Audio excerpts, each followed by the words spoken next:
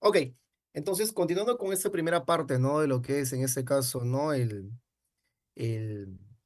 paciente, ¿no? Que está con un grado de insuficiencia respiratoria, vamos a hablar también de que nosotros tenemos que darle manejo a estos casos. El paciente en paro es una entidad pues completamente compleja donde ese paciente necesita un manejo inmediato. Paciente en paro, no responde, no respira, no tiene pulso carotídeo, debemos actuar ya. Y idealmente, además de sacarlo del paro, saber qué lo llevó al paro, porque probablemente si ya lo saqué, tengo la chance que nuevamente pueda entrar en un segundo paro, o tercer paro, o cuarto paro, como nos ha sucedido muchas veces. Pero vamos entonces ahora a hablar acerca de el paciente con insuficiencia respiratoria.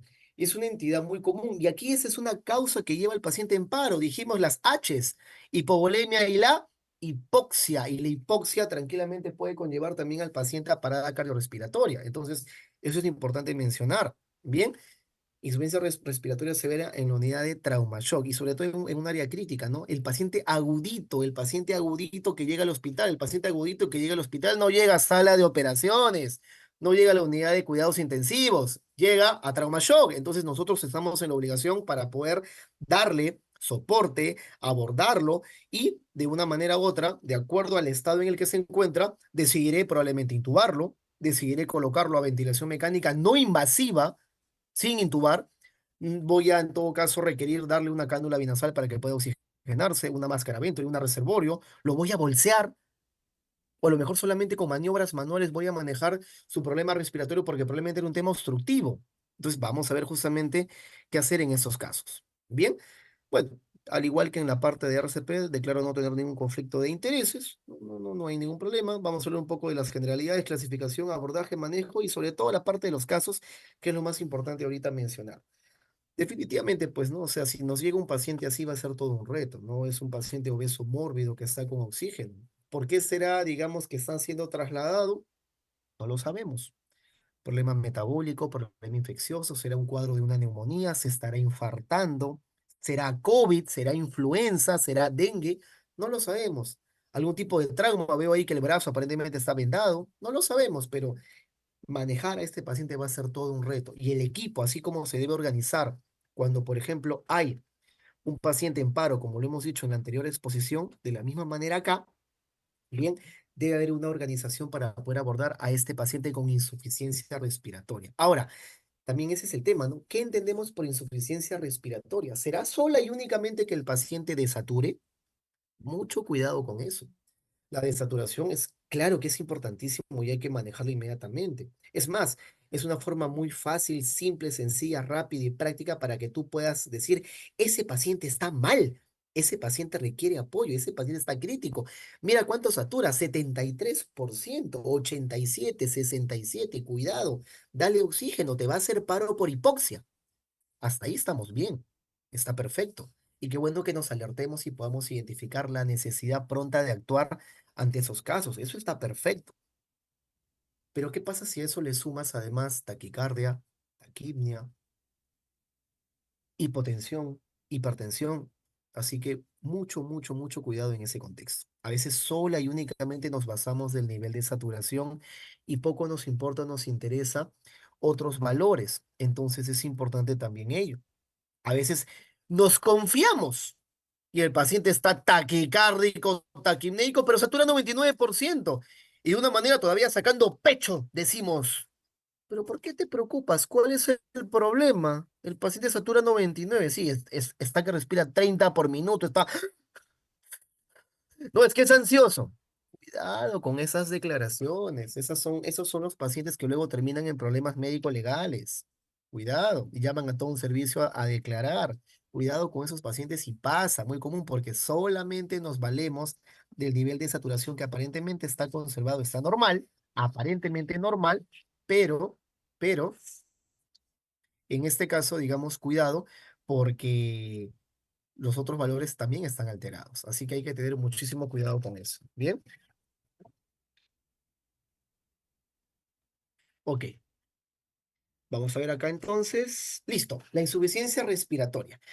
La insuficiencia respiratoria en sí, entendámoslo como el fracaso del sistema respiratorio. Definitivamente hay tipos, hay grados, y para ver esto necesitamos materiales o herramientas, como lo es, por ejemplo, la gasometría, ¿bien? Y de esa forma, ¿a qué nos va a conllevar? A que exista un inadecuado, correcto intercambio gaseoso. Si mi sistema respiratorio fracasa, yo ya no voy a tener un correcto intercambio gaseoso. Entonces va a ser un intercambio gaseoso deficiente. Entonces mi organismo ya no va a estar en metabolismo aeróbico rico en oxígeno. Voy a estar probablemente con un metabolismo anaeróbico con deficiencia de oxígeno. Y eso me va a conllevar a que la producción de energía disminuya. ¿Y yo qué necesito para producir energía en mi paciente? Glucosa, con lo que desayuno, almuerzo, ceno, y es mi gasolina mía, yo como persona, como paciente en mi día a día, y de oxígeno. Si se interrumpe esto, la producción de energía va a estar disminuida. Por ende, yo ya no voy a estar con un metabolismo aeróbico conservado. Eso se va a alterar y voy a empezar a hacer metabolismo anaeróbico. ¿Y cuál es la consecuencia de ello? La concentración de lactato o ácido láctico. Entonces, mucho cuidado en estos escenarios, en estos casos. Doctor, ¿y qué me puede conllevar esto? Múltiples causas. Sepsis, shock, trauma, problemas metabólicos, ¿no? Medio interno alterado, muchas cosas. Entonces, tenemos acá, ¿no? Clasificación de la insuficiencia respiratoria aguda. Las más conocidas y las más comunes, tipo uno, tipo 2, que ya hoy en día las guías solamente las dividen entre esas dos, la uno y 2. Ya un poco una bibliografía un poco más antigua, pero que la traigo aquí a manera de recordatorio, la tipo 3 y la tipo 4, que eso era cuando yo era alumno hace muchos años atrás, la perioperatoria y la del estado de shock, que es la 3 y 4. Pero centrémonos principalmente en la uno y 2. Uno, insuficiencia respiratoria tipo uno, netamente la que se afecta el intercambio gaseoso. La hipoxémica, hipoxia hipoxémica. Nuestros valores, en este caso, la oxigenación en sangre está alterada. Hipoxemia. ¿Y cómo yo puedo, digamos, darle apellido a mi insuficiencia respiratoria y decir que es tipo uno? Pues con mi gasometría, con mi AGA, mi análisis de gases arteriales. Yo voy a tener mi presión parcial de oxígeno, ¿no? Acá simbolizado en el PO2, presión parcial de oxígeno. Si está por debajo de 60 milímetros de mercurio, estoy en una insuficiencia respiratoria tipo uno. ¿Y qué casos me pueden conllevar a ello? Cuadros, por ejemplo, de sepsis, foco respiratorio como un cuadro neumónico, que es bastante común, no necesariamente por un tema bacteriano puro como el Streptococcus pneumoniae, sino también tranquilamente hemos tenido la pandemia COVID más de 2 años por temas virales, neumonía viral o cuadros atípicos. Entonces, los problemas neumónicos son importantes y me pueden conllevar a una insuficiencia respiratoria tipo uno donde la presión parcial de oxígeno va a estar disminuida. Problemas cardíacos, edema agudo pulmonar, atelectasias también. Así que todo esto son ejemplos básicos, simples, que me pueden dar un paciente con insuficiencia respiratoria tipo uno. Vayamos a la gasometría que está al costado izquierdo en la pantalla. Vamos a ver acá, donde miren, el pH está acá en 7,47. ¿Será acidótico o alcalótico? Está alcalótico, está por encima de 7,45. El CO2 aquí, ¿cuánto está? Está en 38. Aparentemente está entre los rangos normales. Pero ¿cuánto está la presión parcial de O2? Miren aquí, 47,2. Si hemos dicho que la PO2, la presión parcial de oxígeno, por debajo de 60 milímetros de mercurio, esta gasometría me da a mí la información cabal integral que mi paciente que está con el problema respiratorio se debe a un problema hipoxémico. Es tipo uno. La presión parcial de oxígeno está por debajo de 60 milímetros de mercurio. Sigamos leyendo otros parámetros. Vamos a ver el bicarbonato abajo. Miren, está en 26,4. Aparentemente normal, ¿no? El bicarbonato, su valor es 24, más menos 2, más menos 4, dependiendo de la bibliografía, como quiera leer yo mi estado ácido base, no voy a entrar en discusión de ello. Miren aquí la saturación de oxígeno está baja, a pesar que el paciente, ¿no? Miren, está en 82%, a pesar que mi paciente está con una FiO2 de 80%. Si yo veo arriba, debajo del nombre del paciente, donde dice tipo de muestra, análisis de gases arteriales a temperatura 37 grados centígrados, y abajo, el último, FiO2, ¿Qué será el FiO2? Fracción inspiratoria de oxígeno. Nosotros ahorita que estamos en esa exposición, en este curso, conversando y comunicándonos, estamos a una FiO2 de 21%, que es el aire ambiental. Bien. Pero si yo doy soporte oxigenatorio con algún tipo de máscara, ya sea cánula binasal, máscara simple, máscara reservorio con bolsa, máscara Venturi, bolseo, ¿no? El dispositivo máscara válvula bolsa, el ambú, o el paciente intubado, o con BNI, o con cánula nasal de alto flujo, va a cambiar justamente ya la concentración de FiO2, de fracción inspiratoria de oxígeno. Y dependiendo del dispositivo que le coloque, esto va a aumentar. Si yo le he puesto una máscara reservorio, como es en este caso, la máscara con bolsa de reservorio tiene la peculiaridad que puede concentrar, puede llegar a muy altas concentraciones de oxígeno. Por eso que el FiO2, la fracción inspiratoria de oxígeno es casi el 100%, es 80%. Y si yo tengo un FiO2 tan alto de 80%, ¿cómo estará mi relación de mi presión parcial de oxígeno y mi FiO2? Mi PAFI, llamado eso, ¿no? Mi PO2 con mi FiO2, ¿cómo va a estar? Pues muy baja, porque son inversamente proporcionales. Si yo tengo mucho FiO2, voy a tener probablemente poquito PAFI. Si yo paulatinamente y progresivamente voy bajando la concentración de oxígeno necesaria, FiO2 80, lo bajo a FiO2 60, lo cambio a una máscara Venturi a FiO2 50, bajo una cánula binasal a FiO 30, probablemente estoy ganando puntos en PAFI. Eso en líneas generales, claro está. Así que hay que tener cuidado, que no se trata de dar oxígeno por dar. No es que a mí me parece, o yo creo, o el médico que salió de turno, el enfermero que salió de turno, le pareció, creyó él, pensó, quizás le pareció. No, no, no, no. Aquí no estamos con lo que le parece, lo que cree, no. Trabajemos en lo que el paciente necesita y lo que el paciente quiere, y de acuerdo a eso hay parámetros para que uno pueda valerse y tomar decisiones, ¿no? Que es lo que probablemente hacíamos en COVID. Aprendimos también de una manera un poco fuerte, ¿no? A poder tomar esas decisiones cuando le teníamos miedo, por ejemplo, al alto flujo, y a todo le dábamos mascarilla de reservorio y era lo único que ofertábamos a los pacientes. Claro que también había el tema del alto susto por el riesgo de contagio. Entonces hay cositas, ¿no? Que hemos ido aprendiendo también y que seguiremos haciendo. Vamos a la insuficiencia respiratoria tipo 2, la famosa hipercápnica. ¿Y por qué le llamamos hipercápnica? Donde acá, donde nos centramos, ya no va a ser en la presión parcial de oxígeno, ya no va a ser en el PO2, sino va a ser en la presión parcial de CO2. Y si mi paciente está con el CO2 por encima de 50 milímetros de mercurio, pues es una insuficiencia respiratoria tipo 2 llamada la hipercápnica. El paciente retiene CO2. Problema netamente ventilatorio. Entonces tenemos la tipo 1, el paciente con problema oxigenatorio, y la insuficiencia respiratoria tipo 2, el paciente con problema ventilatorio. Oxigenatorio, ventilatorio. Importante ello. ¿En qué casos? Sobre todo, como vemos aquí abajo, en cuadros de enfermedad pulmonar obstructiva crónica, el famoso EPOC, en entidad como el asma. Y el asma sabemos que también es un cuadro obstructivo de obstrucción. ¿Cuál será la diferencia entonces entre el asma y el EPOC? Que el asma tú la puedes revertir con medicación, con tratamiento. El EPOC ya no. El EPOC simplemente lo controlas, pero el paciente vive y va a morir con su EPOC. El asma todavía es reversible, pero ambos son cuadros obstructivos, así que tener cuidado con ello. La neumonía, el edema agudo pulmonar son cuadros restrictivos. Ahí estamos con problemas de restricción pulmonar.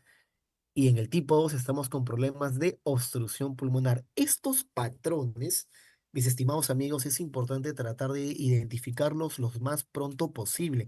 Por eso nos ayudamos de la gasometría, por eso nos ayudamos de la tomografía, de la radiografía de tórax, de la clínica del paciente, de los antecedentes, del patrón respiratorio, de la saturación, de sus laboratoriales y de muchas otras cosas más. La decisión y, digamos, la evaluación es integral. Aquí no se basa de que yo veo el paciente cómo respira y yo ya sé cómo está todo. No, que si bien es cierto, por los ojos yo puedo decidir muchas cosas solamente por ver cómo el paciente amplexa, pues por supuesto, el ojo clínico es importantísimo, pero tengo herramientas que me van a sumar justamente esa sospecha diagnóstica. Si el paciente está, pues probablemente su problema es más oxigenatorio. Probablemente así a simples rasgos generales, claro que sí. Si el paciente más bien no jala y está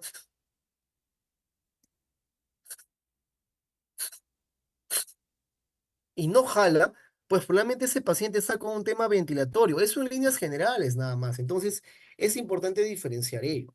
La tipo 3 y la tipo 4, como les había dicho, ya son temas muy específicos, ¿no? La 3, la perioperatoria, cuando hay temas de cirugía mayor, obesidad, o la tipo 4 netamente en estado de shock, ¿no? Ya sea un tema distributivo, séptico o un tema cardiogénico. Entonces, importante acá, viendo ello. ¿Cuánto estaba el PAFI? Que no lo vimos acá en este paciente, lo mencionamos, pero no lo vimos aquí en esta gasometría. Miren aquí cuánto es el PAFI. El PAFI está en 59. Está en el suelo. Un paciente que está con alto riesgo de paro cardiorrespiratorio. Muy grave, muy complicado, crítico. Así que tener muchísimo cuidado con ello. ¿Cómo entonces valoramos a simple vista si yo, por ejemplo, tengo un paciente que ingresa a shock trauma, lo llevan en una silla de ruedas, el familiar dice que estaba en casa bien y que de pronto empezó a respirar mal? Miren acá, yo tengo una frecuencia respiratoria. En líneas generales, la frecuencia respiratoria va de 12, 14 a 20, por ahí alguna bibliografía que te da rangos un poco más altos, otros un poco más bajos. Entonces es importante ello. ¿Cuál es el punto de corte aquí de gravedad por encima de 30? Persona que respira por encima de 30, por favor, paciente crítico, grave. Y esta tablita, ¿cómo se llama? Es la tablita del WOB, WOB, Work of Breathing. Doctor, ¿qué significa eso en inglés? Hábleme en español, estamos en Perú. Trabajo respiratorio. WOB es justamente la escala del trabajo respiratorio. Si tengo una persona que respira por encima de 30, 4 puntos. Liz, ese paciente está grave. Probablemente va a requerir soporte oxigenatorio o algún tipo de abordaje y manejo por parte nuestra. Lo vamos a mandar a tópico a Vox ahí, que haga su cola hasta que lo llamen. Cuidado con esas decisiones en triaje. Cuidado cuando ese paciente está llegando recién a la emergencia. Doctor, pero satura 100% y saca respira 35. ¿Que haga su cola nomás, doctor? Nada más. Cuidado con esas decisiones de solamente valernos en saturación. Paciente está taquicárdico, diaforético, taquipnéico, satura 100% y lo mandamos a tópico. O vamos a avisar al shock trauma y el de shock trauma nos dice, ¿cuánto satura? 100. Que lo manejen afuera. Yo estoy aquí tranquilo, déjame. Solamente tráeme pacientes graves. Cuidado con esas decisiones y esas indicaciones. Miren aquí, ¿qué otros parámetros veo además de la frecuencia y del trabajo respiratorio que yo voy a ver? Del patrón, ¿no? Siempre decimos mirar el patrón respiratorio, es importantísimo, así que tener mucho cuidado con ello. Muchas veces el patrón respiratorio da más información que sola y únicamente el valor de la saturación, así que tener mucho cuidado con eso. Miren ahí, la observación en este caso del aleteo nasal que puede haber en la inspiración, como por ejemplo pasa eso en los pacientes pediátricos, así que mucho cuidado con ello. Bien. Miren aquí, la palpación, cuando uno ve que hay uso o utilización del músculo esternocleidomastoideo para respirar como músculo accesorio. El paciente está utilizando musculatura accesoria para poder respirar y ayudarse con este déficit de oxigenación-ventilación. Cuidado, acá hay un problema mayor. Miren ahí, uso de musculatura abdominal a la expiración y yo lo estoy palpando. Yo puedo colocar mi mano a nivel del abdomen y veo. Ojo de que acá tener cuidado también con el fenotipo de cada paciente. Vimos en las primeras imágenes un obeso mórbido que pesaba 200 kilos. Pero si es una persona de 50 kilos que cuando gira el cuello se le ve todos los músculos y todos los huesos, cuidado, hay algunas contexturas que son flaquitas. Eso no se discute. Por eso, evaluamos al paciente en su totalidad, en su integralidad.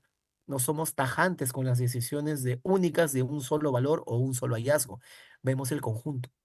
Importante ello. Pero estos puntos es una forma fácil que yo pueda de una manera muy objetiva decidir paciente con trabajo respiratorio aumentado, uso de musculatura accesoria a nivel esternocleidomastoideo, a nivel abdominal y aleteo nasal. Puntuación, eso está por encima de 4. Paciente grave, crítico, bajo trauma.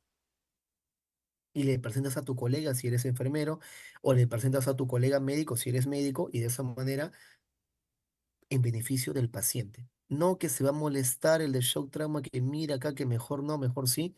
Las cosas objetivables. Por eso, si uno trabaja en base a evidencia, pues probablemente todo sigue su curso como debe ser. Pero si trabajamos a lo que me parece, a lo que puedo hacer, a lo que yo creo, lo que me parece a mí, y ahí ya entra la subjetividad y ya pierde mucha fuerza las indicaciones y en este caso las sugerencias que pueden darse en alguna guardia. Bien. Tenemos acá, por ejemplo, nuestro índice de ROX, ¿no?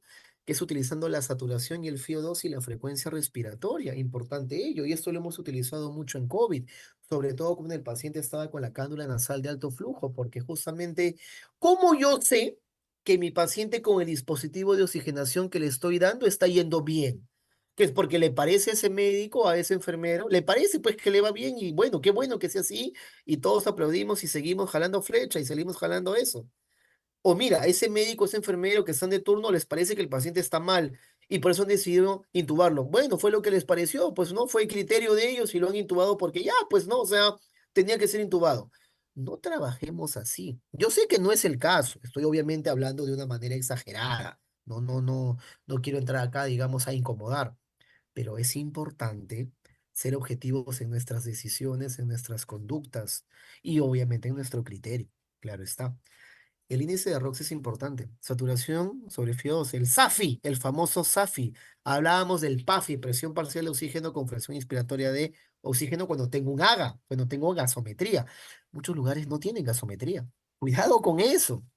Bueno, en los hospitales grandes, clínicas grandes, tengo pues probablemente mi equipo para hacer una gasometría y qué bien, ¿no? Hago mi AGA y genial. Pero tampoco soy ajeno a las realidades de otros lugares. Hay otros que no tienen máquina de AGA. ¿Qué hacen?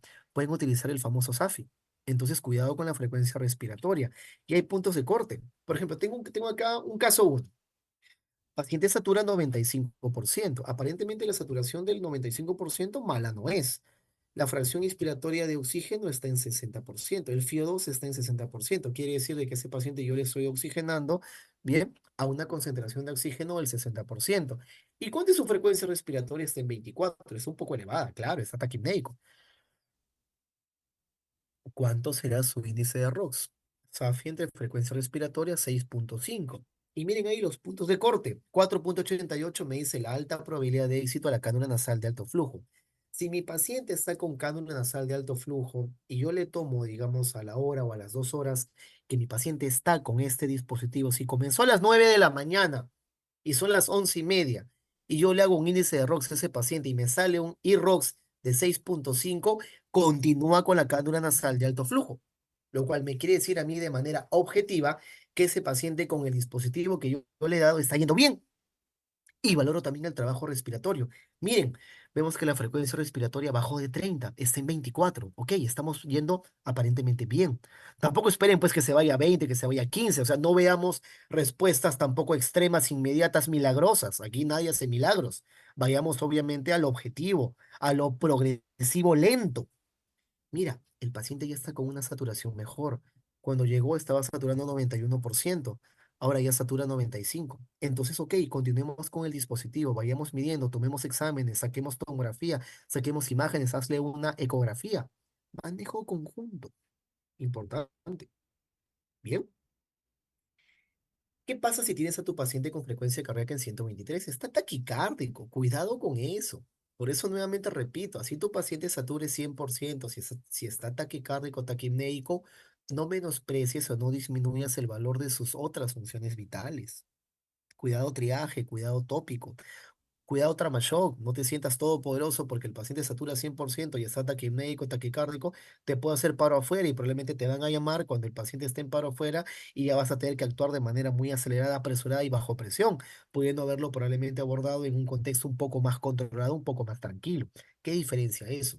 Ahora, si el paciente viene taquipnéico, taquicárdico y desaturando, bueno, pues ya completó todo, entonces pasa directo a shock trauma para su abordaje y eso no se discute. Probablemente tendré que darle soporte oxigenatorio, por ahí buscar la causa que le está conllevando a ello. Voy inmediatamente sacando el AGA, la gasometría con mi residente, con mi enfermero, con mi técnico. Vamos posicionándolo, no lo voy a poder tener horizontalizado. Si el paciente entra a shock trauma, no lo voy a tener echado, obviamente horizontalizado, porque va a respirar mucho peor. Y si a eso le sumamos que es renal o es cardíaco, no va a tolerar la posición. Así que cuidado, la insuficiencia respiratoria puede darse en múltiples entidades. Paciente séptico puro, neumonía pura, un ARTS, cuidado, un EPOC, cuadro obstructivo, restrictivo, una tuberculosis. Bien, una falla cardíaca, una falla renal, un paciente en trauma, un trauma torácico abierto, un trauma torácico cerrado. Cuidado con ello. Por eso que las entidades son muchas. La insuficiencia respiratoria en sí, se los digo a todos ustedes, no es en sí un diagnóstico. La insuficiencia respiratoria en sí es un problema secundario a un cuadro séptico, secundario a un cuadro de un politraumatizado, secundario a un cuadro, por ejemplo, de un problema metabólico, a una falla cardíaca.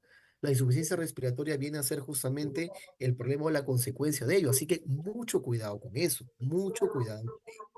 Y hemos visto, ¿no? Que hay tipos, la tipo uno, tipo 2, tipo 3, 4, que ya no se usa mucho hoy en día en la parte actual, pero la uno y 2 al menos sí. Entonces, cuidado con eso.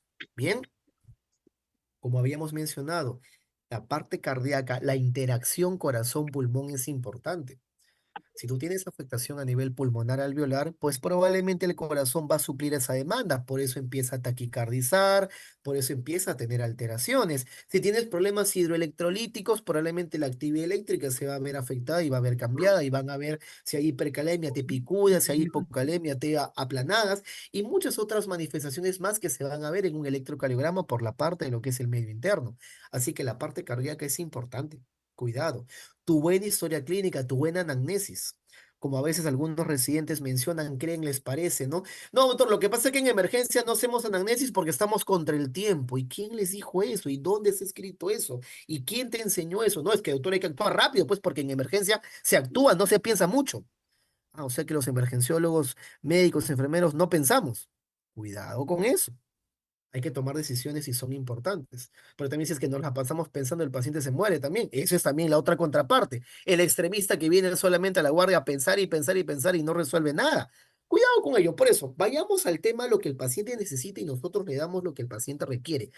Sácale laboratoriales, busquemos la parte sérica, vamos a la parte del EKG, tienes una ecografía y tú sabes hacer ultrasonido en el punto de atención, el famoso POCUS, Point of Care Ultrasound, sabes leer una ecografía pulmonar, líneas B, líneas A, efusión pleural pulmonar, ves broncograma aéreo a nivel del ultrasonido, ves a la parte cardíaca a ver cómo está la contractilidad, hay derrame pericárdico, cómo está el movimiento del ventrículo izquierdo, hay engrosamiento de paredes, hay dilatación de cavidades, estaremos ante un TEP, hay taponamiento cardíaco, todo eso lo puedes hacer en el contexto del paciente con insuficiencia respiratoria.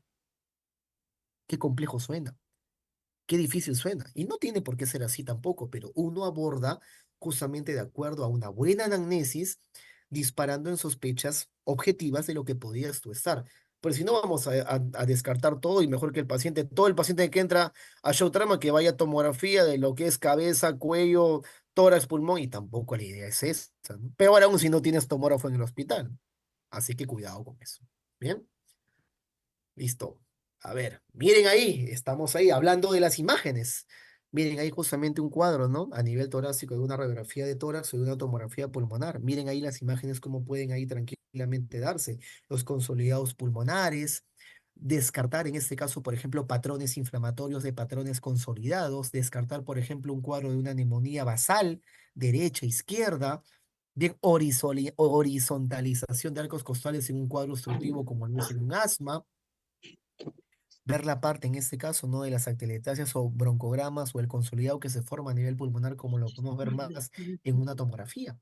Y de acuerdo a eso, tomar decisiones. Si yo recibo un paciente en este contexto, y está que desatura, por ejemplo, y está taquipnéico, cuidado con abordar, y por eso el tema de hoy de manejo de la insuficiencia respiratoria, de primero darle cánula binazal a 1 litro. Si no mejora, súbele a 2 litros. Si no mejora, súbele a 3, súbele a 4, súbele a 5. Oye, no mejora, pasa la máscara Venturi, ya, flujómetro verde. A 28, a 30, no mejora, ok, súbele al blanco, no mejora, a 35, 40, 50, no mejora, pásale al reservorio, más concentración de oxígeno, no mejora, y te tomaste todo el turno, las 12 horas, cambiando cada dispositivo cuando probablemente este paciente lo que requería era desde que llegó, en media hora o 1 hora máximo, ya estar intubado y estar en ventilador mecánico. Doctor, pero ¿por qué me dice eso de manera tan pronta? Lo va a intubar. A usted le gusta meter mucho el tubo. Cuidado. porque muchas veces el paciente se va a beneficiar más de decisiones prontas y más invasivas.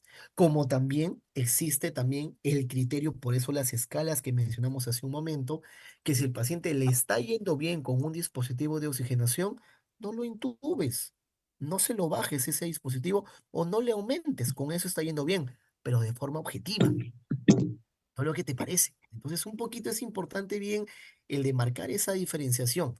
¿Bien? Y eso es mucho lo que en COVID hemos aprendido a manera un poco a golpes, porque en el COVID a veces hacíamos eso, ¿no? Primero cánula, luego máscara y al último intubábamos. Y cuando intubábamos ya era demasiado tarde y el paciente fallecía. No aguantaba estar en el ventilador mecánico o ese pulmón ya estaba demasiado golpeado, demasiado dañado. Así que eso es lo que hay que evitar, ya sea en paciente COVID, influenza, no COVID, etcétera. Trauma, cáncer, etcétera. Dispositivos de bajo flujo, la cánula binasal simple a la cabeza. No, eso de 1 litro, FIO 24, 2 litros, FIO 28, 3 litros, FIO 32, 4 litros, FIO 36 y 5 litros, FIO 40 es muy relativo. ¿Por qué? Porque el sistema de oxigenación que justamente se presenta en la cánula binasal, bien, el sistema se pierde la concentración de oxígeno hasta la bigotera que llega a las fosas nasales del paciente. Entonces, aparentemente tú lo puedes poner a 5 litros, FIO 40, es lo que esperas que el paciente tenga, pero probablemente a las fosas le está llegando 30. Y eso sí es porque hay pérdida en el circuito, en el sistema de oxigenación del mismo sistema de la cánula. Así que cuidado con ello. Es de bajo flujo. Normalmente hablamos en líneas generales bajo flujo por debajo de 15 litros, ¿no? Flujo, litraje. Todo lo que está por debajo de 15 hablamos de bajo flujo y todo lo que está por encima de 15 litros hacia arriba hablamos de lo que es alto flujo. Eso en líneas generales. Ahora vamos a ver Erkek algunas, aparurang algunas, papel kunaras mana cancho. por Tenía favor. un Cuidado foldercito con el así, audio. lijan. Gracias. En eso estaban sus documentos para llevar. Ayúdenme con el audio, chicos. Gracias, lo máximo. Listo. Entonces, bien, vamos a ver que definitivamente hay algunos dispositivos que pueden tener esas bemoles y vamos a ver ello. La máscara simple, al medio. Una máscara simple que tranquilamente no puede llevarnos hasta FIO 40, FIO 50, FIO, concentración de oxígeno y no confundirla con flujo. Nuevamente, repito, si hablamos de concentración de oxígeno, hablamos de la fracción inspiratoria de oxígeno. FIO 2, concentración de oxígeno. 24, 28, 30, 40, 50. FIO 2, concentración de oxígeno. Hablamos de flujo, hablamos de litraje. 1 litro, 2 litros, 3 litros, 5 litros, 10 litros, 15 litros, 50, 60 litros. Flujo. Y viene la diferencia de alto flujo con bajo flujo. Bien, entonces, la máscara simple me puede dar concentraciones de FIO 40, FIO 50, concentraciones de oxígeno, pero igual, ¿no? Son dispositivos de bajo flujo, bajo litraje y por ahí alguna concentración de oxígeno moderada. La mascarilla con bolsa de reservorio, imagen de la derecha, un dispositivo de oxigenación que es de bajo flujo y muchas veces confundido de manera muy diaria, por decirlo así, como dispositivo de alto flujo. Señores, la mascarilla de reservorio no es de alto flujo. Esa es una confusión universal que pasa acá en Lima, en provincia, en muchos lugares. ¿Por qué entonces la confusión? Lo que pasa que la mascarilla de reservorio es un dispositivo de bajo flujo, pero que te da altísimas concentraciones de oxígeno, FIO2 alto. Ven acá en la imagen que hay unas válvulas en los costados de la máscara, esas son las válvulas de no reinhalación. Si la máscara, sumado a ello, tiene estas valvulitas a cada costado, eso permite que inclusive la concentración de oxígeno sea mayor y llegue hasta 80. FIO2 de 80% es altísimo. Entonces, doctor, ¿este será un buen dispositivo antes que va a intubar usted un paciente? Pues por supuesto, es el que más se usa en anestesio, en UCI, en shock trauma. Si tú quieres intubar un paciente, ponle la reservorio. Le vas a dar altas concentraciones de oxígeno, vas a intercambiar el nitrógeno que está en mayor cantidad, en mayor concentración que el oxígeno, quitas nitrógeno, introduces más oxígeno, aumentas tu reserva de oxígeno. Qué genial. El paciente te va a permitir que tú lo puedas sedar, medicar, analgesiar y procedes a intubarlo. Pero le diste una reserva de oxígeno. ¿Cómo lo conseguiste? Con la máscara reservorio. ¿Y por qué, doctor? Porque tiene alta concentración de oxígeno, pero es de bajo flujo, no es de alto flujo. Vamos al alto flujo ahora. Y aquí pongo la primera imagen, sobre todo la más discutible, la máscara Venturi, que hay mucha información aquí un poco controversial y probablemente por ahí van a saltar algunas posiciones. Alto flujo, está la cánula nasal de alto flujo como imagen al medio, ¿no? Vemos acá este maniquí, está con la cánula nasal de alto flujo. Esto puede llevar, dijimos, 15 litros punto de corte, 20 litros, 30 litros, 40, 50, 60 litros con la cánula nasal de alto flujo. Litraje, 60. Si vamos a darle a un paciente alto flujo con un dispositivo, por favor, la concentración de oxígeno no puede ser tan alta. No tiene mucho sentido tener a tu paciente con 50 litros de flujo, litraje, 50 litros, alto flujo, y tenerlo con fío 80%. No tiene sentido. Tú si vas a darle a un paciente un dispositivo de alto flujo, a lo mucho que puedes hacer es igualar el fío 2, la concentración de oxígeno con el flujo, con el litraje, o en todo caso menor. El flujo siempre va a estar más alto que la concentración de oxígeno. Flujo 60 litros, fío 2 40%, fío 2 50%. Perfecto. Y de esa manera estamos oxigenando al paciente, le estamos dando, garantizando más litraje, le estamos dando más flujo y eso pues tiene beneficios. Mayor en este caso, por ejemplo, esparcimiento de la mucosidad que se pega en la pared bronquial, en la pared alveolar, ¿no? El efecto mucociliar. Tener un paciente en cánula nasal de alto flujo permite que el paciente coma, que puede estar pronado boca abajo como en el COVID, intercambiar en este caso, ¿no? Aquellas zonas de hueso, o sea, muchas cosas beneficiosas que nos permite la cánula de alto flujo, pero hay que saber cómo programarla. Tiene que estar tibia. El sistema de alto flujo permite que el paciente le ingrese justamente, ¿no? Oxígeno a cantidades altas, litros altos, pero con su sistema que tiene, esa cantidad de oxígeno que ingresa entre tibiecito, calientito, por eso que nuestra temperatura corporal es 37 grados centígrados más menos, y que entre en este caso un aire, un oxígeno humedificado, que no sea seco, porque si no, no va a haber problemas. Imagínense que oxigenemos a una persona con aire frío y seco, no le vamos a generar daño. Probablemente, y si le ponemos alto flujo y 60 litros, nos va a hacer epístaxis, por ejemplo, y nos va a hacer resequedad y vamos a regalarle un problema mayor. Así que mucho cuidado con eso. A la derecha tenemos el dispositivo de ventilación mecánica no invasiva. Es una interfaz, un tipo de máscara, la nasooral o la oronasal. Miren ahí cómo le está cubriendo la boca y la nariz. Y tiene ahí como un arnés a nivel de la frente.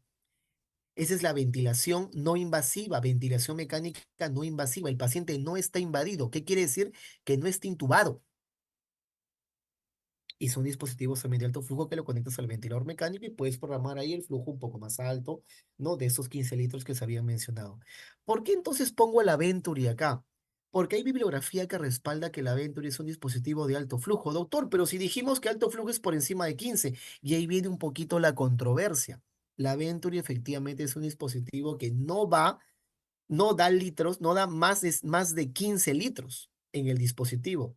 ¿Por qué entonces lo consideran de alto flujo? Es principalmente por su peculiaridad, que su sistema es continuo, a diferencia de la cánula binasal simple, por ejemplo, que dijimos que si tú programas a un paciente con cánula binasal a 5 litros y supuestamente eso es FIO 2 40%, acá no. Acá si tú le pones al paciente en este flujómetro de color blanquito que estamos viendo en la imagen, que le pones ahí 15 litros, FIO 2 50%, te aseguras que la concentración de oxígeno puesta, ¿no? En este caso, condicionada, fijada, le va a dar FIO2 50%, el paciente va a recibir la concentración de oxígeno al 50% y con el litraje extrapolado de 15 litros. Aquí hay rayitas, hay flechas que te dice. Si estás con el flujómetro blanco, hay tres valores. Te dice FIO 35, 9 litros. FIO 40, 12 litros. FIO 50%, 15 litros. Entonces tú sabes, ¿a cuánto FIO está? Está con Venturi, flujómetro blanco. ¿Ok? ¿Cuánto? 15 litros, FIO 50. Perfecto, es lo máximo. Pero ahí viene el tema de la otra clasificación. Pero entonces, ¿por qué lo consideran alto flujo? Es porque el sistema permite lo que tú le programas, le llega al paciente. Ahora, hay bibliografía que también dice que ese dispositivo no es ni de bajo flujo ni de alto flujo, simplemente es un flujo continuo. Y eso en aras para no estar discutiendo de que es bajo o es alto. Por eso en esta exposición, en esta charla es importante mencionar ello. Ahora, doctor, ¿y qué pasa con el flujómetro de color verde? Bueno, el de color verde, efectivamente, el de color verde permite cantidades de oxigenación y de litraje menores. 32, 30, 28, 24. Y también sus análogos, ¿no? 24, 28 hasta 6 litros, 8 litros, 7 litros, 9 litros. Eso es programable lo que tú vas a ver en este caso en el flujómetro, en la flechita donde tú vas a, según la indicación, lo vas a programar. Entonces, nuevamente repito, insisto, el sistema Venturi, la máscara Venturi, lo que tú le programas al paciente, lo que tú le instalas, es lo que el paciente va a recibir. Tenemos aquí en parte como la ventilación mecánica no invasiva, habíamos dicho, son las interfaces, la máscara nasoral, oronasal, la total face, la nasal pura y abajo miren ahí a la derecha el casco, el tipo helmet. Son dispositivos de ventilación mecánica no invasiva. Estos están conectados al ventilador mecánico, pero el paciente no está intubado. Son las interfaces. Y sabemos, y ahí viene el tema del por qué el dinamismo de que tú estás abordando a un paciente, tus decisiones cambien. Si tú estás primero dándole a un paciente ventilación mecánica no invasiva conectado al ventilador mecánico y haces tu escala de trabajo respiratorio y el paciente está más taquipnéico y la saturación no mejora y hace más taquicardia y lo ves más agitado y el patrón respiratorio es malo y su trabajo respiratorio te dice que está con una frecuencia respiratoria por encima de 30 utilizando musculatura accesoria a pesar que lo tienes en ventilación mecánica no invasiva, pues vamos, intúbalo y no esperes el cambio de guardia para reportarle a la guardia entrante, al médico, enfermero entrante, oye, el paciente fue mal y ya pues intúbalo tú, ¿no? Cuidado con eso. Es dinámico. Colocas un dispositivo de oxigenación, tratas la insuficiencia respiratoria, evalúas, valoras y si el paciente requiere un cambio de sistema, lo haces a la hora, 2 horas, 3 horas. No esperas que te cambie el turno. Lo intubas y hasta lo puedes pronar, dependiendo qué tipo de patrón pulmonar tenga. Si es un ARTS, tendrás que probablemente pronarlo, dependiendo, ¿no? Ahora, definitivamente pronar en trauma shock es engorroso, no soy ajeno a eso. Pocas veces lo hemos hecho en el hospital Hipólito, pero sí lo hemos hecho. Pero idealmente, pues de ahí debería pasar el paciente a una unidad crítica, como lo es la unidad de cuidados intensivos, o ahora que están pues las UBIs, las unidades de vigilancia intensivas, o las UCES, la unidad crítica de emergencia. Tenemos acá el dispositivo, el de la izquierda, el famoso snorkel, ¿no? Estas máscaras que eran fue una inventiva, en esos inventos que salieron a nivel del COVID, ¿no? Que te daban mayor cantidad de litros, llegaba aproximadamente a 30 litros, ya pasaba como concepto general a ser dispositivo de alto flujo, pero que se vio de que como no tenían mucha evidencia, muchos estudios, pocos resultados favorables alentadores nos dieron. Pero finalmente fue lo que se usó en COVID ante la falta de camas, ante la falta de dispositivos y muchos insumos más. Al costado derecho tenemos aquí, ¿no? Este sistema de oxigenación de tipo Bucinac, donde también está conectado a un ventilador mecánico corrugados y es muy utilizado en anestesiología. Son experiencias, fotos de cómo hemos ido oxigenando a los pacientes con la pandemia que hemos vivido y creo yo que la pandemia nos ha enseñado mucho y nos seguirá enseñando de qué es lo que debimos haber hecho, lo que no debimos hacer y lo que pudimos haber hecho también. Estábamos como astronautas. Ahí es fotos reales. Acá yo no les estoy poniendo ninguna foto bajada de internet, bonita, maquillada, hermosa para ver acá. Fotos reales de lo que hemos vivido con enfermeros, amigos míos, que hemos trabajado en el Hospital Hipólito, en Ate Evitarte, que fui a hacer ahí unas capacitaciones también en la pandemia. Ahí estamos intubando, conectando a un paciente con ventilador mecánico y cómo hacer una secuencia de un manejo avanzado de la vía aérea. Justo escuchaba en las últimas diapositivas de la ponente anterior la importancia de un manejo de vía aérea con los dispositivos, los laringoscopios, el kit y todo ello es importantísimo. No es que yo meto el tubito en la boca del paciente, atravieso cuerdas vocales y ya soy lo máximo. Ah, por favor, intubar eso lo hace cualquiera. Quizás la parte práctica, la parte de meter el tubo, pero y yo poder conllevar un paciente que está que satura 70%, sedarlo, analgesiarlo, preoxigenarlo, posicionarlo, premedicarlo, para poder, digamos, intubarlo y conectarlo al ventilador mecánico y no esté chocado, no esté hipotenso, no lo tenga con Nora en 30, no lo tenga en este caso saturando 50% cianótico y recién estoy metiendo el tubo al quinto intento. Todo eso es lo que nosotros debemos valorar. Finalmente el paciente va a estar con el tubo metido en la boca, pero uno decide si va a estar con el tubo metido en la boca, con un buen abordaje de vía aérea, que el paciente no te tosa, no se aspire, no vomite, no muerde el laringoscopio por pobre sedación, o que esté pues sedadito, una intubación limpia, fina, sin aspirar, sin forzar, suavecita, al primer intento, sin trauma, sin daño, saturando en todo momento por encima de 90%. Qué diferente es eso. Entonces, ¿por qué oxigenar antes de la intubación? Esto ya es un manejo pues más avanzado. Y acá no solamente es el tema de que pone la canulita, pone la máscara y ya. Acá ya es un paciente grave que hemos decidido intubarlo. Miren aquí, la curva de disociación de oxígeno, hemoglobina, que muestra los niveles de saturación de oxígeno según el nivel de la presión parcial de oxígeno. Habíamos dicho que el PO2 es la presión parcial de oxígeno de la gasometría. Entonces tenemos acá el nivel de saturación en relación al nivel de la presión parcial de oxígeno. O sea, acá en este caso vemos el SAFI con el PAFI. Las zonas con saturación por debajo del 90% presentan riesgo incrementado de hipoxemia durante la intubación. Miren acá, línea roja. Yo tengo un paciente que satura 90%, eso es entre 80 y 100. Satura 90. ¿Cuánto es su presión parcial de oxígeno? 60 milímetros de mercurio. Doctor, ¿verdad? Pero usted nos dijo que el paciente con 60 milímetros de mercurio a menos ya sería una insuficiencia respiratoria tipo 1. Correcto. Ahí este paciente ya está con insuficiencia respiratoria tipo 1. Entonces, miren acá, si lo tengo saturando 70%, miren cuánto es su presión parcial de oxígeno aproximada, está por debajo de 40. Hipoxemia severa, señores, severa. Pregunta, ¿vamos a intubar a un paciente que satura 70%, que está con presión parcial de oxígeno de 40 milímetros de mercurio? Cuidado. Por eso que el paciente, cuando no lo preoxigenó bien, me hace paro, pues en plena intubación y se muere. Y luego salimos a decirle al familiar, bueno, pues falleció porque la evolución de la enfermedad lo mató, estaba muy avanzada. Y probablemente fue porque no manejamos ese concepto antes de iniciar a intubarlo. Entonces, tener cuidado con eso. Valores de saturación por debajo de 70, alto riesgo de paro inminente. Arresto cardíaco, paro cardíaco, cuidado con ello.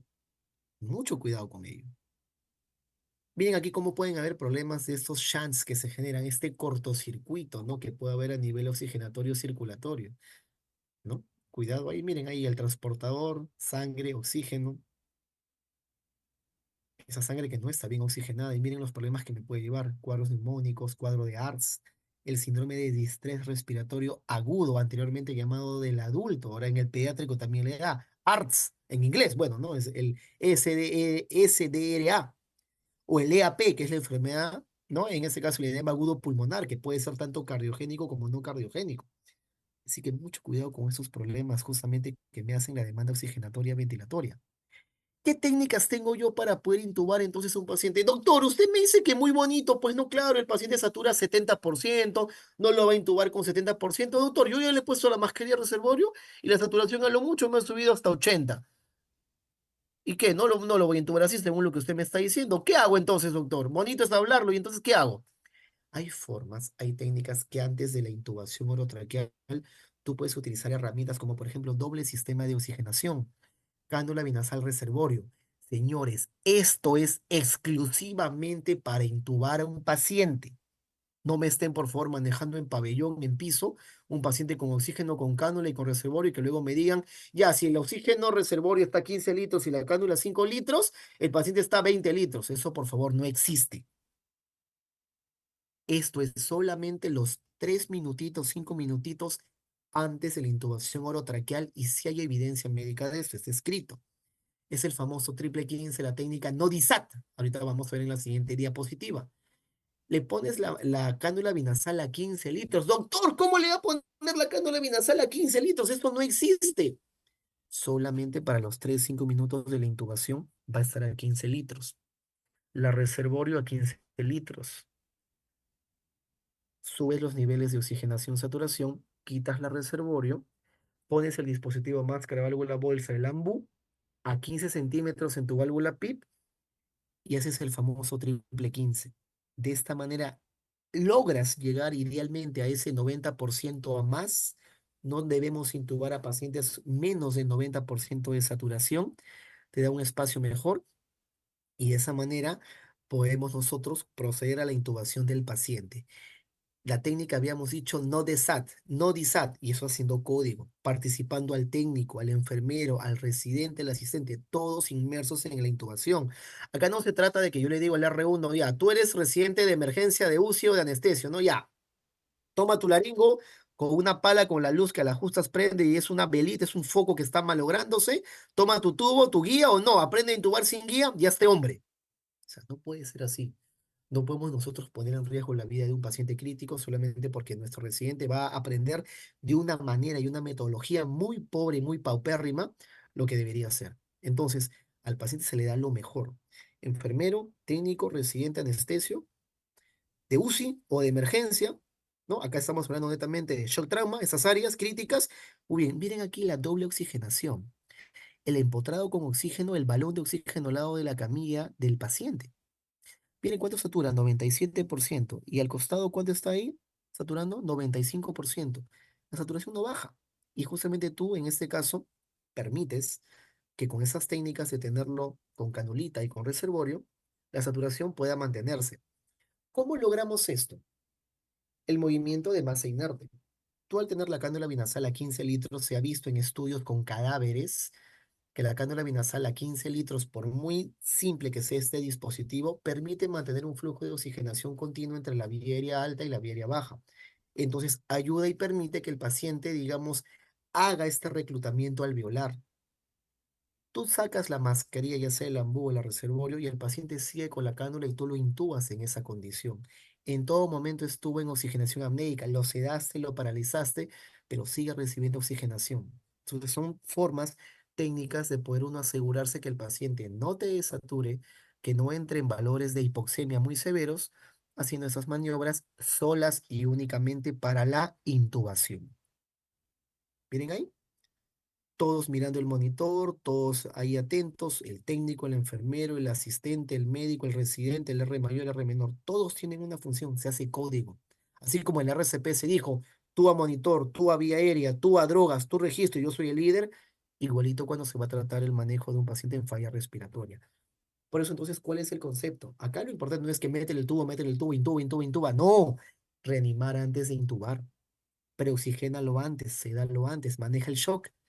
Si le vas a meter medicación que sabes que los sedantes hipotensan, pues primero entonces maneja la presión arterial. Si el paciente está con la presión 80-40, no le vas a dar pues midazolam, fentanilo, propofol, tiopental y lo vas a hipotensar más. Y también hay que ver ahí la correcta dosificación de los medicamentos. Probablemente utilizaré ketamina. Etomidato no hay en el Perú. En algunos lugares muy exquisitamente hay. Entonces mis opciones son menores.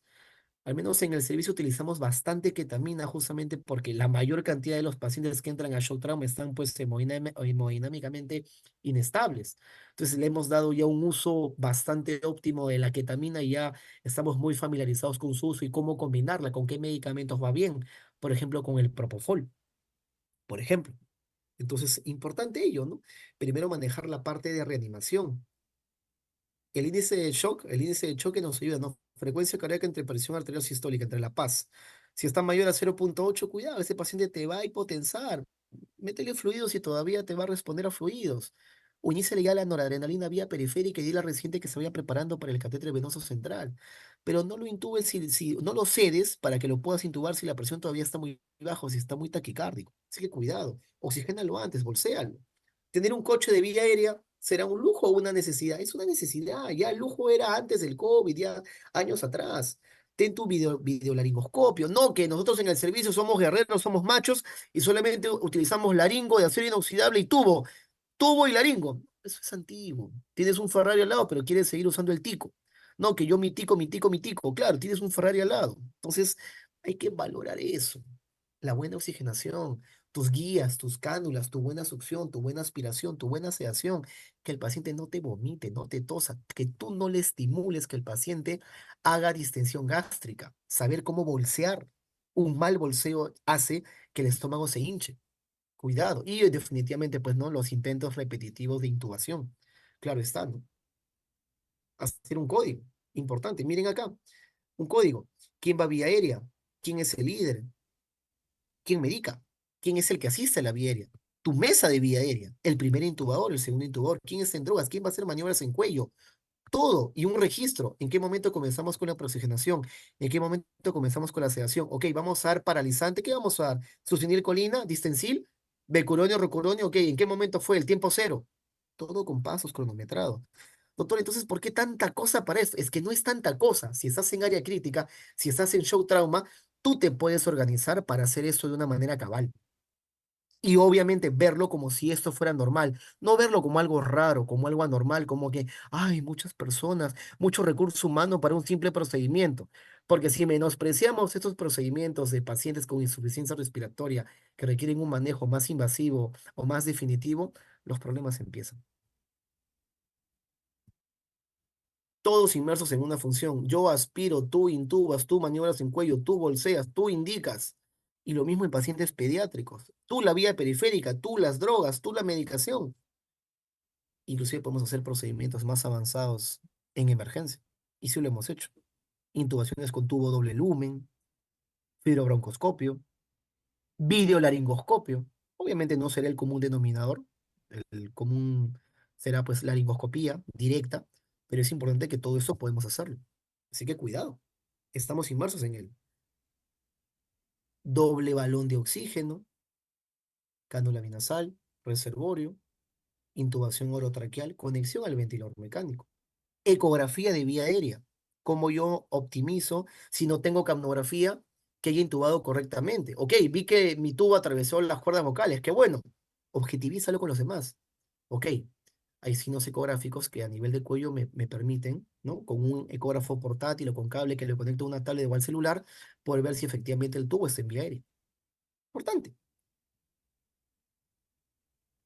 Ya paciente intubado, ¿cómo ahora programo el ventilador mecánico? Definitivamente la clase de ventilación mecánica es todo un tema aparte, no me voy a meter en ello, pero definitivamente van a haber técnicas y estrategias, ¿no? Ventilación protectiva pulmonar creo yo que lo resume todo, en este caso.